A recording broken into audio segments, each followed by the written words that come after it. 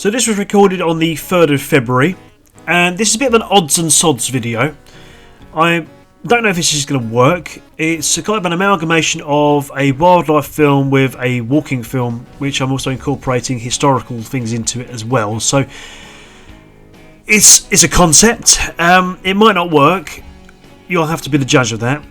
But we are currently en route to Abberton Reservoir, which is just south of Colchester, and we'll see how it goes. You'll have to be the judge. So this video is called the Abberton Loop because, as the name suggests, it's a walk that's an entire loop of the reservoir. But before I do that, I will do some wildlife filming and make some lunch. If you'd rather skip straight to the walk, the timestamp will be in the description, as will the link for the Komoot walk directions. So I got here early, about 8:30 in the morning. The visitor centre here doesn't open till 10, so I had a little bit of time to kill. Some good signs. I already saw here on the screen you've got gadwall and tufted duck. There's some teal. But since I had so much time to kill still, I decided to walk up to Layer de la Haye, because I have got some decent wildlife footage there in the past.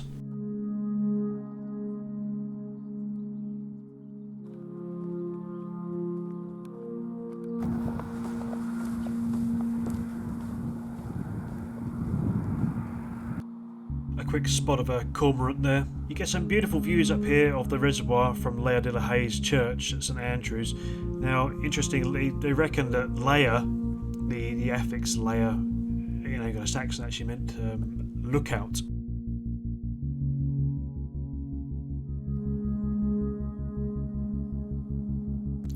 Now, up here on the hill, I just caught a glimpse of this marsh harrier being pestered by crows and magpies.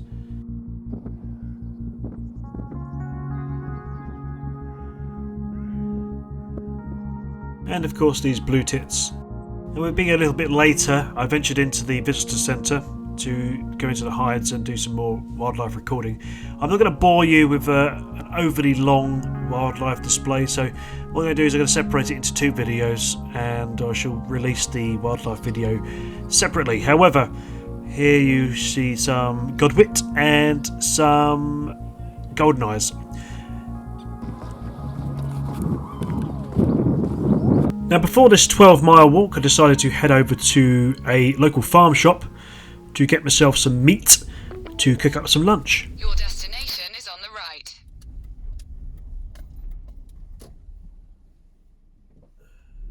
Right, I've just been down to a local farm shop, Wigborough Meats, where they produce their own cattle, and I'm going to be cooking up a steak and some eggs, both local to the area. Yeah, it's a shame really that before Essex was only really known for plastic tarts on television, that we was quite well known for our high quality beef. So hopefully that's what I'm going to sample today.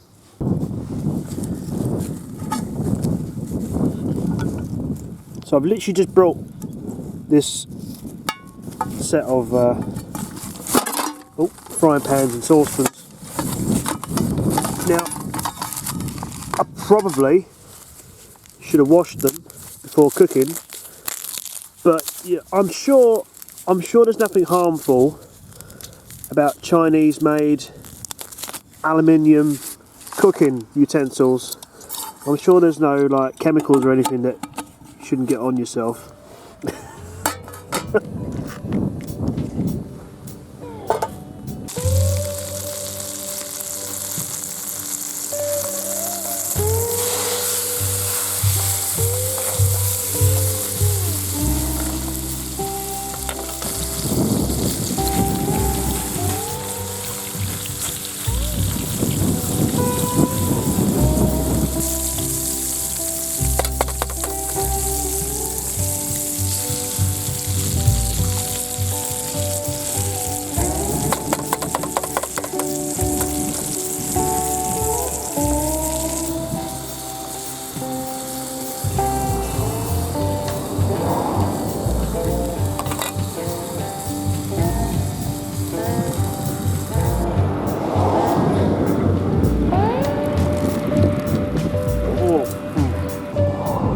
That is some major sandwich though, isn't it? Look at that, that is some major bloody sandwich.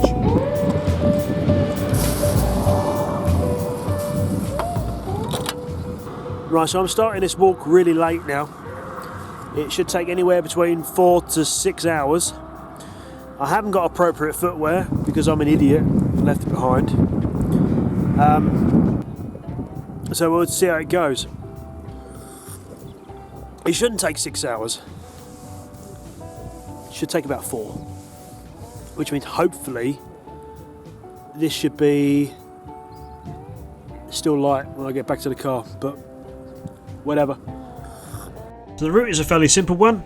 It starts off at the car park by the nature reserve, and I went in an anti-clockwise direction. You can go in whichever direction you want. I'm sure it's not going to make any difference.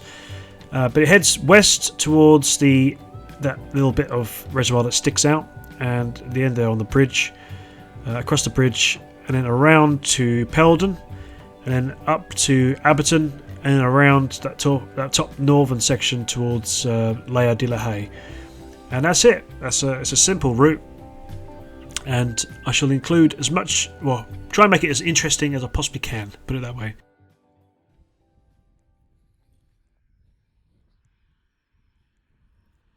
Now it's probably going to seem like I've made it up, so you can believe me or not, it's up to you. But whilst I was in one of these wildlife hides at the nature reserve, I actually got speaking to an old boy in his 80s, and he was saying that his grandfather, in fact, helped build the Abberton Reservoir. So a number of farms were lost when the area was obviously turned into a reservoir, but the area was very prone to flooding anyway, and there's a few photos on the local history group's website which show you some of its extensive flooding that used to take place. Hopefully this isn't a sign of things to come. Let's struggle on!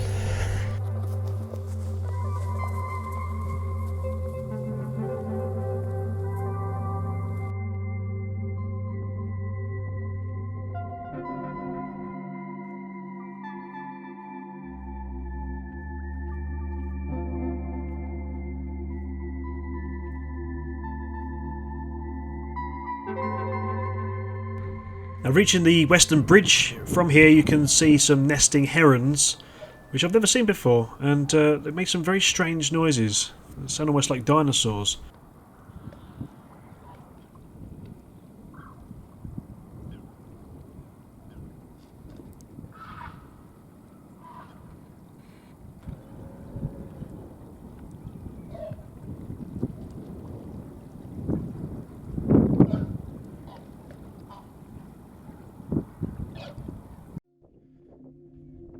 Coming to the other side of the bridge and looking back in towards the reservoir, there's this enormous group of tufted duck.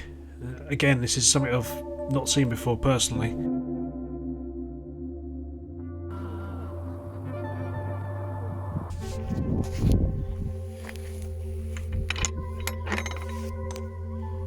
From here we continue east until we hit Laia Road, where we cross that road and then we head down it for a little while. There's a footpath that runs alongside the road here.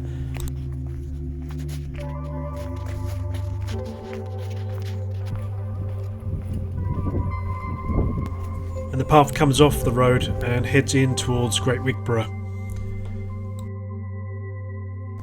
I don't know if it's the same one from earlier, but here's another marsh harrier floating around.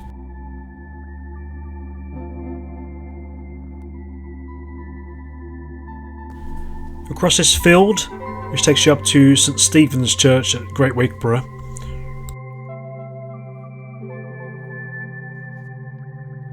It was here in the graveyard that I spotted these snowdrops coming up. The Fair Maidens of February, I think they're called. Although they're a welcome sight in the winter months, many old wives' tales thought of them as a bad omen, possibly because they grow on graves so readily. Research suggests, however, that the alkaloid galantamine, which is contained within snowdrops, can be used to lessen symptoms of autism and dementia. It's strange to think that modern medicine is still learning from herbalists. Oh no. Here we go. I don't know which way I'm supposed to go. Hang on, we're going that way or the other way? This way, I think. Oh no!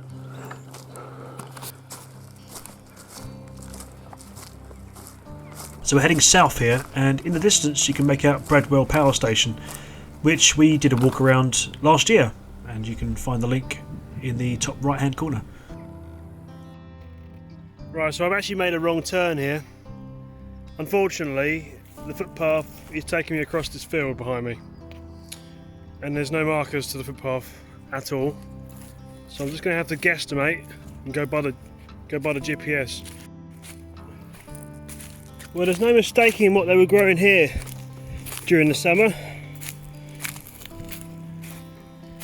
I think I found the path. There's this bit which is flattened in front of me, so, or is it just where they've been seeing to the telegraph poles?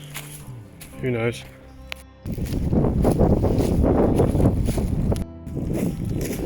Well, that cock-up's been a bit bittersweet in a way. The plus side is that it means I can join the road quicker, which means it's going to be a little bit easier in these awful shoes. The bad news is that the road has no path, and I'm on a dangerous stretch of country lane for a quarter of a mile or so longer than what I could have or should have. So, hope I don't get run over, I suppose. Now, unfortunately, the section between Great Wigborough and Little Wigborough is entirely by road. There's no footpaths, so you have to take this very dangerous country lane. So I kind of devised a way of at least not getting killed on the bend and stick that out around the bend. As we enter Little Wigborough, a very unassuming hamlet, you might be inclined to think there's not a lot of history here to be covered, but that's not true. Here in the fields, Zeppelin LZ-76 crash-landed on the 23rd of September 1916. After successfully bombing London with 4 other Zeppelins, LZ-76 was hit by anti-aircraft fire and was forced to change its course towards Essex. Fighting to stay aloft, its captain Alois Bocker ordered the jettisoning of all non-essential equipment to lose weight. Anything from machine guns to engine houses was simply dropped into the night below, and quite often, as with other Zeppelins, the gondola was the first thing to be dropped. As they approached the Abberton area, Alfred Brandon from the 39 Home Defence Squadron of the Royal Flying Corps had caught up with the floundering Zeppelin and began his attack, eventually forcing it to land. Now, I think it's important to stipulate what a huge task Home Defence Squadrons actually had during World War I. So allow me to set the scene a little. So they are taking off in complete pitch darkness, trying to navigate, obviously in the dark as well, in an aircraft with an open cockpit and an engine that could give in at any moment, whilst they're constantly being showered in castor oil. The aircraft itself, which in Alfred's case was the BE-2, was held together with wires, and if I'm not mistaken, into the last few months of the war, they flew with no parachute either. And they did all this whilst hunting 200-metre long Zeppelins. Now, you might think destroying a floating bag of hydrogen would be an easy task, but actually in many cases it wasn't. Standard ammunition used in the machine guns simply punctured the gas bags, so quite often they would try and climb above the Zeppelins to drop Rankin darts and pointed explosives. Now, that's also a difficult task, because the Zeppelins had machine gun nests on the spine of the Zeppelin. So by 1916, so it might be possible that in this case, in 1916 they began using incendiary rounds which used phosphorus, which burned obviously when fired. However, these were only effective to around 300 metres, so you can imagine just how close that they needed to get an effective hit on these Zeppelins. Now, although the crew tried to scupper the airship to try and prevent intel falling into enemy hands, they didn't do a very good job, and the British were able to reverse engineer a lot of the skeleton and incorporate it into their own designs for the R33 and R34. So not before long you'll hit Peldon, and it was along this stretch of road I saw this beautiful looking kestrel on the telegraph wire. So here in the fork of the road you've got Lower Road to the right and Church Lane to the left. I actually went right here, although it's the longer route, because I was incredibly thirsty and I needed a drink, so I stopped at the Plough pub and had a few drinks.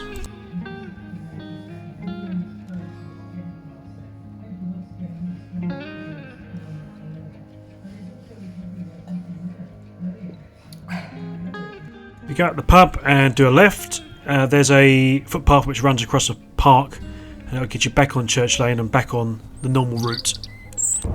From here you want to go down Lodge Lane, which takes you past the campsite, which might be interesting later on, I suppose, and it'll get you back onto a footpath which takes you much closer to the reservoir. At this point, now I've got far enough into the video, I feel I can cover this without annoying people, but I wasn't going to cover it since it's so well known, locally at least. But for those who maybe don't know, this reservoir was once one of the bodies of water used for the dam busters of 617 Squadron to practice their bouncing bombs on. So the Lancasters would come in low and would drop specially designed bombs that would be spun to a calculated speed to make the bomb skim across the water's surface. The purpose, as the name suggests, of dam busters, was to get explosives not only to the dam but actually underneath the dam, or as to the base of the dam, to ensure that as much of it was destroyed as possible. The path gradually curls round to St Andrew's Church at Abberton, which gives you some beautiful views over the reservoir, where it would be if it was better light. On the electric cables you have these strange spinning things in the wind. I have no idea what they're there for. I presume... I don't know. If you know, tell me.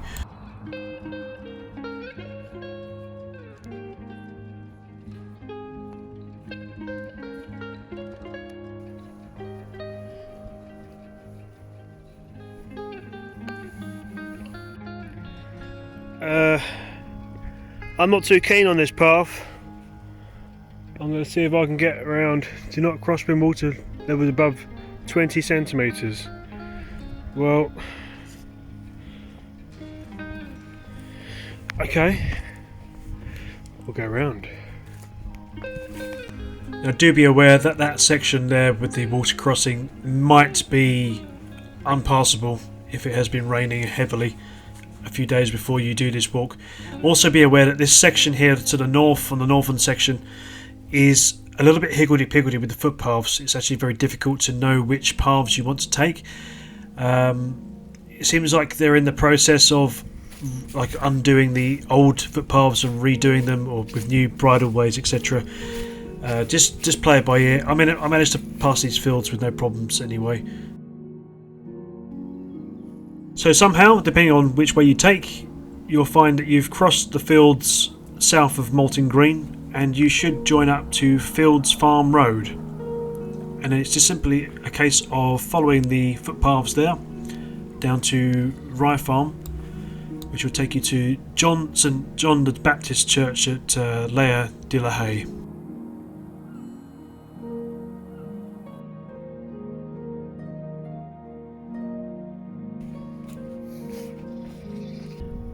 It's bloody typical. I've been here all bloody day and it decides to clear up just as the sunset. Fan-bloody-tastic.